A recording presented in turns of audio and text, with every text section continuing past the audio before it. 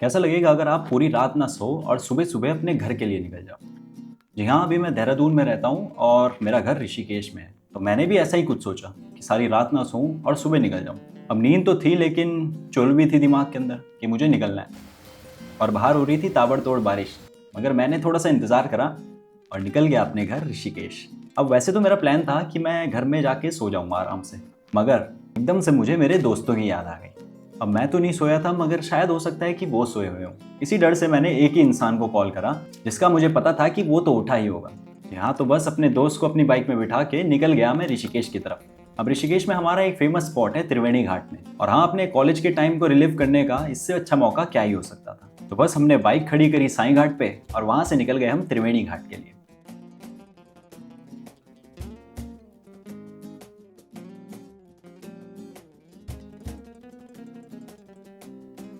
अब त्रिवेणी घाट वैसे तो बड़ी सुंदर और शांत जगह है, मगर इस बार जब मैं गया तो वहां का माहौल थोड़ा सा अलग था। सुबह के 6 बजे वहां पे लोग लड़ाइयाँ कर रहे हैं, पंगे हो गए यहाँ पे त्रिवेणी घाट में, और बच्चे भी अपने करामात करने पर लगे हुए थे। मतलब जैसा कि त्रिवेणी घाट पहले जाना जाता था, वैसा त्रिवेणी घाट अब नहीं रहा। अब गया तो मैं वहाँ घाट किनारे बैठने के लिए था, मगर फिर मैंने सोचा चाय पी के घर ही निकल जाते हैं। तो बस चला गया मैं अपनी उस चाय की दुकान पे। यार, चाय तो वो पुराना वाला टेस्ट ही था, मगर कमी सिर्फ कुछ दोस्तों की थी।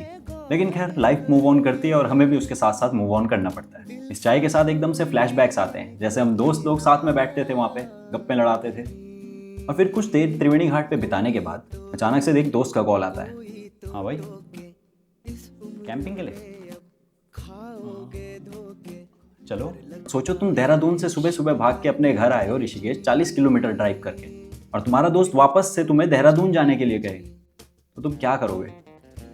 लेकिन सवाल था कैंपिंग का, क्योंकि बहुत टाइम से कैंपिंग भी नहीं गए थे, और हाँ, कहीं ना कहीं थोड़ा सा खाली लग रहा था। तो बस इस आइडिया को कैसे मना कर सकते थे। तो उठाया मैंने अपना बैग और बाइक और निकल गए हम देहरादून के लिए। मैं, मेरा दोस्त और दो बड़े भैया, चारों दो बाइक में बैठ के निकल गए देहरादून की तरफ। और देहरादून में कैंपिंग करने के तो वैसे कई सारे स्पॉट्स हैं, मगर सबसे फेमस लोगों में है भद्राज टेम्पल का स्पॉट। भद्राज टेम्पल से थोड़ा 1-2 किलोमीटर पहले ही एक कैंपिंग की जगह है। अब देहरादून का मौसम और देहरादून की, छोड़ो वो वाली बात नहीं बोलता हूँ, वो ज़्यादा हो जाएगा।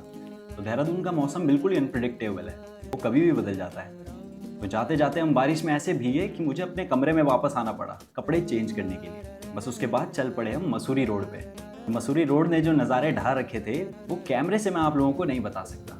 और हाँ, मैं किस्मत वाला हूँ कि मैंने उत्तराखंड में जन्म लिया, क्योंकि एक तरफ तो पहाड़ और दूसरी तरफ हम जैसे लोग जो हर दिन अपनी लाइफ में एक नया एडवेंचर करने के लिए ढूंढ ही लेते हैं। अब वैसे तो पूरा एक दिन ना सोने की वजह से मुझे काफ़ी नींद आ रही थी, मगर ये नज़ारे देख के मेरा दिमाग पागल हो गया था। व्यू चेक करो यार एक बार। रास्ते में एचआर, यूपी, इधर उधर की गाड़ियाँ, उन्हें देख के बार बार ऐसा ही लग रहा था कि कितना अच्छा है कि हम लोग यहीं पैदा हुए हैं। हमारा जब मन करता है ज़्यादा कुछ नहीं करना पड़ता, बस 40 किलोमीटर गाड़ी चला लो और तुम पहुंच जाओगे वादियों में। दोस्तों, यहाँ पे थोड़ी सी लैंडस्लाइड गिर रहे पत्थर हुए। गिर रहे हैं क्या? हाँ, आगे। तो इसके साथ ही शाम भी ढल रही थी और एक प्यारा सा सनसेट देखते हुए हम लोगों ने शुरू करा अपना टेंट लगाना। तो टेंट लगाने के लिए आपको वहाँ पर 300 रुपये पर हेड देना पड़ता है। तो बस फटाफट से हमने अपना टेंट पिच करा। तो भाई अभी हम लगाने वाले हैं यहाँ पे टेंट। लोकेशन देख लो तुम, यहाँ पे आएंगे टेंट और उजाला खत्म होने वाला है बिल्कुल। यार तुम व्यू चेक करो एक बार, पागल हो गया था मैं ऐसे व्यू देखने के लिए। वो देखो बादल।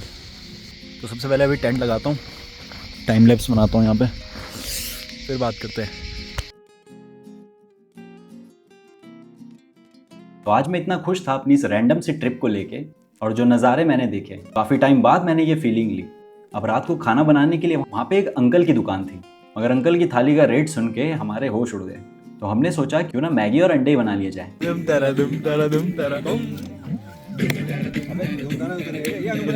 तो बस अपनी प्यारी सी मील तैयार करके हमने आराम से खाया।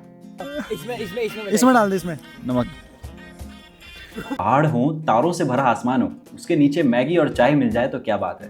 बस ऐसी रात में हंसते गाते हमने अपनी कैंपिंग को निकाला। चाय बनाने के लिए तो हम सामान अंकल की दुकान से ले आए, मगर हमारे पास चाय को छानने के लिए छन्नी ही नहीं थी। तो सोचो ऐसे टाइम पे तुम लोग क्या करोगे। अब ये देखिए हमने छन्नी कैसे बनाई। क्या करा हमने, छन्नी का जुगाड़ क्या करा है? फिल्टर पेपर छन्नी बना दिया, छेद कर दिया इसके अंदर। भाई हमें हाथ में डाल अब वैसे हम चाय बनाए तो इतना स्वाद नहीं आता, लेकिन उस पहाड़ वाली चाय में कुछ तो बात अलग थी। आराम से अपनी चाय पी के और बातचीत करके हम लोग चले गए अपने टेंट में सोने। अब वैसे तो ये बहुत ही रैंडम ट्रिप है, लेकिन सच बताऊं तो असली मजा इसी में आया।